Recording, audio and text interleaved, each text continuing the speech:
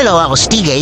At meron na naman tayong pinuntahan na newly opened coffee shop. Dito lang yan sa Santa Rosa City, Laguna. At welcome sa Gold and Bean Coffee. Dito lang yan sa Balibago Complex. Maraming salamat nga pala kay Master Jeff sa pag-invite niya sa atin dito. Tara niyo ba, sa labas pa lang at pagpasok ko dito, ano yung feeling niya, napaka-classic ng coffee shop spacious nito. And I like the wood accent talaga. Mapapansin nyo, yung logo nila ay babae yan na mahaba buhok, na may cup, na may manta. So ang manta para siyang may meaning behind that at hindi na natin siya inelaborate. Pero ang totoo, it attracts the gold and the bean. O diba? Habang nagkakape ka, pwede kang magkape o yumak. Wow. Yes, totoo yun. At alam nyo ba, sa mga following weeks, pag nagkape ka dito, pwedeng bumalik sa'yo yung pera binili mo ng kape. O diba? Abangan nyo. Kaya masasabi ko lang, ito yung coffee shop na habang nagkakape ka, pwede kang kumita. Machine pa lang nila, milyon na. Sang ka pa. O diba? At alam nyo ba, inspired ito sa SB. Sa logo pa lang, diba? Parang kakaiba. Babae, tapos parang may buho. Like the SB. Din yung face, ganun na ganun. And yung price, ganun din. Pricey, pero quality ang lasa. O, first floor pa lang yung gawa sa kanila. So, meron tong second floor and meron din third floor. O, so, it's a local coffee shop. Pero, international yung vibes, yung designs, yung mga machines, at yung mga barista, napaka-akwela, napaka-mababait, napaka-talented din. O, tatibukan na natin sila.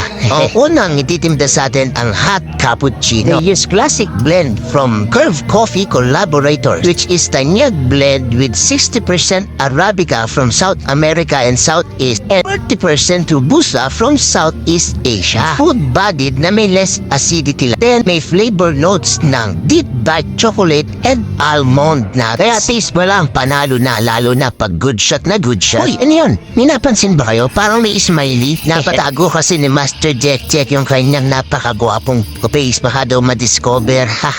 So, tinanong ko si Master Jack kung maglalate art siya. So, kaya naman daw niya at papakitaan niya tayo. So, yeah, 2 shots nga pala yung ginagamit nila ditong espresso. Buti na lang. At gusto ko talaga yung matapang kasi usually sa iba, 1 shot lang. So, game round 1, buhos time na with Master Jack.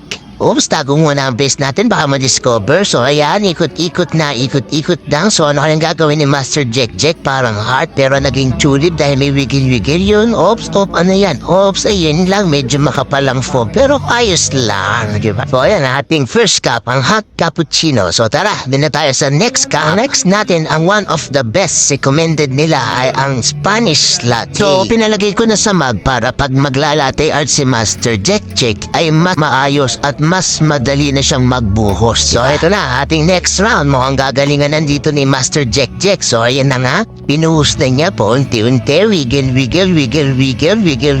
lang. So, ayan, napa-concentrate. Oh, wow. What? Uy! Wow! Grabe, Swan Latte Art. Ginalingan talaga ni Master Jack. Salud. Siyempre, papahuli ba ang ating kahera na barista pa na si Master Christian. So, ang next cup natin naman ay gagawa naman tayo ng dark chocolate frap. Alam naman natin ang mga frap nag-umpisa sa mga SB Nation. Favorite yan ng mga madlang people. Nakakatuwa dahil yung ice nila measured din para sa tamang timpla, tamang lasa at balance kahit matunaw na ang ice nila. First time ko din makita yung full cream na giping. Batry nga din minsan yun. At ayan na, iwawaling na ang chocolate. Ang sarap yan magana, tapos biglang tikeb, no? At pour na natin ang blended na frap dark chocolate. Kaway-kaway sa mahilig sa chocolate. At syempre, hindi mawawala ang whipped cream on top.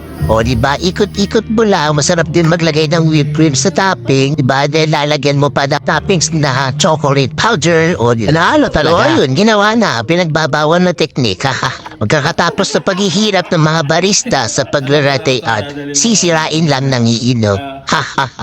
At pagkatapos mo magkape ng marami, pag minaramdaman ka ng kakaiba sa iyong tiyan, pwede ka nang dumiretso sa kanilang secret restroom. O diba? O yan, open mo lang yan sa may likod yan. Huwag na natin pakita. Shoutout yan pala kay Master Jeff na nag-invite sa atin. Na isa sa owner ng Gold and Bean Coffee at kay Master Jack and Master Christine. At sa kanilang malupit na share, nalimutan ko din. So hanggang dito na lang. Bye-bye!